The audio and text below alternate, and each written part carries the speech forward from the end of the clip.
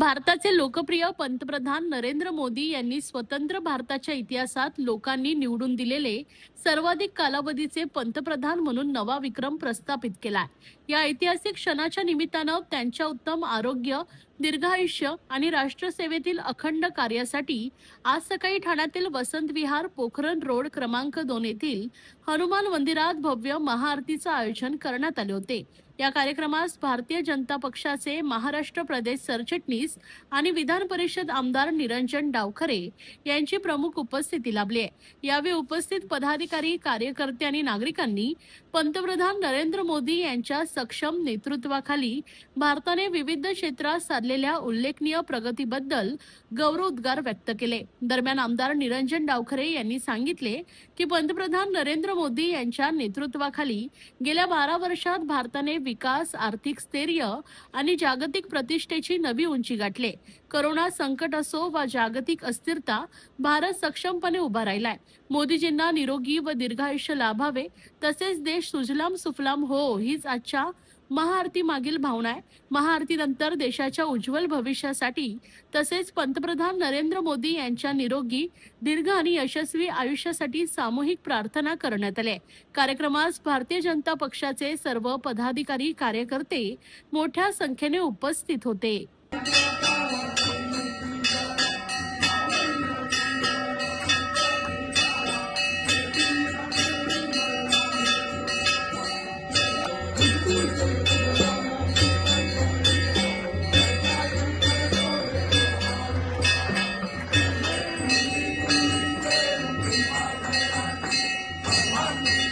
तुमच्या सरकारला 12 वर्ष पूर्ण झाले आणि एक नवा विक्रम खऱ्या अर्थाने मोदीजींच्या माध्यमाने पंतप्रधान पदावरती झालेला आहे। आपण बघितलं की या 12 वर्षाच्या कार्यकाळामध्ये देशाला एक वेगळ्या उंचीवर मोदीजींच्या माध्यमाने झालेला आहे। कोविडच्या काळामध्येही आर्थिक परिस्थिती जगाच्या पाठीवरती सगळ्या देशांची घसरत जात असताना भारत हा सक्षमपणे उभा राहिला।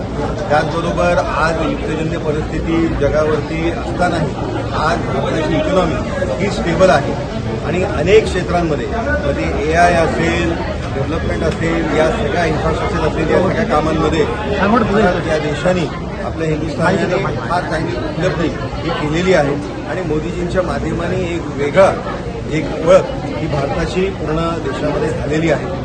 आम्ही सगळेच भारतीय जनता पार्टीचे कार्यकर्ते आज देशभर ठिकठिकाणी वेगवेगळ्या मंदिरामध्ये, कोण गुरुद्वारामध्ये असेल, कोण जैन मंदिरामध्ये असेल, आज हनुमान मंदिरामध्ये आम्ही या इकडे आरती घेऊन या सरकारची आणि त्याचबरोबर मोदीजींच्या दीर्घायुष्यासाठी आम्ही निश्चितपणे देवाकडे प्रार्थना करतो आणि हा देशाचा आपला विकास हा असाच उंचावत राहून दे अशी देवाचरणी आमची प्रार्थना आहे। सर्वच भारतीय नागरिकांना चांगली परिस्थिती, चांगली आर्थिक परिस्थिती, सुजलाम आपला देश होऊ दे ही देवाचरणी प्रार्थना आहे। आतापर्यंत जवाहरलाल नेहरूचा रेकॉर्ड होता, जवाहरलाल नेहरू 3799 होता, आता त्यांच्या पुढे गेलेला नाही। माननीय मोदीजींच्या माध्यमाने सर्वच रेकॉर्ड पंतप्रधान पदाच्या याच्यावरती रेकॉर्ड केलेले आहेत। दिवस पंतप्रधान पद म्हणून हे मोदीजींच्या माध्यमाने फक्त दिवसच नाही तर याच्यामध्ये जे कार्य आहे ते कार्यामध्ये मोठी उंची हे प्राप्त केलेली आहे।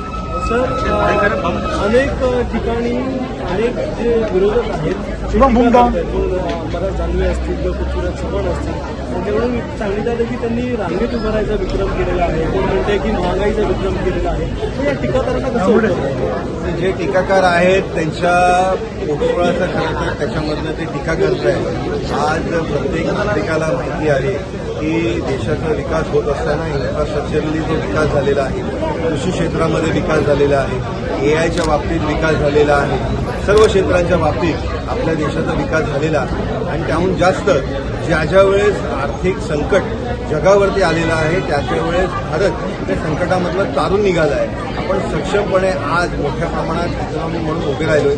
सेमीकंडक्टरच्या बाबतीत असेल किंवा अनेक अशा प्रोडक्शन्सच्या बाबतीत असेल, आज आपण जगाच्या पाठीवरती एक मोठा देश म्हणून उभारलेलो आहोत आणि त्याच्यामुळे निश्चितच मोदीजींच्या आणि मोदीजींच्या सरकारच्या माध्यमातून जी उपलब्धी निर्माण झालेली आहे त्याच्यामुळेच एक भारतीयांच्या प्रत्येकाच्या मनात एक विश्वास, हा मोदी सरकारबद्दलची एक आस्था ही निर्माण झाली आहे. आपण पदवीधर मतदारसंघातून आमदार म्हणून निवडून आलेले आहे. एक जाहिरात जी आहे लिंक्डइनवर सांगितलं प्रसिद्ध झालेली आहे.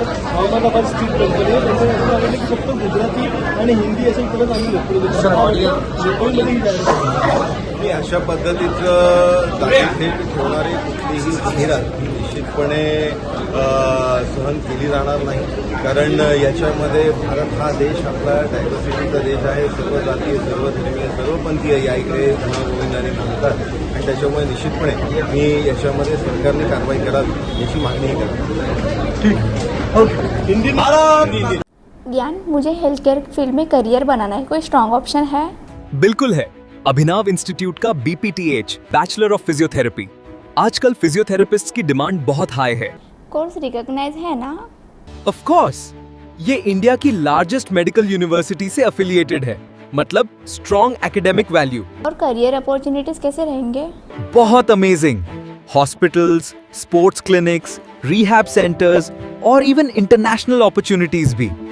और सबसे इम्पोर्टेंट, प्लेसमेंट सपोर्ट मिलेगा? बिल्कुल। एक्सपीरियंस्ड फैकल्टीज और प्लेसमेंट गाइडेंस के साथ स्ट्रॉन्ग करियर सपोर्ट मिलता है। Sounds perfect. मैं आज ही अभिनव इंस्टीट्यूट के BPTH कोर्स के लिए अप्लाई करूंगी। तो वेट किस बात का? BPTH एडमिशंस ओपन है, लिमिटेड सीट्स। अभी अप्लाई करो अभिनव इंस्टीट्यूट में।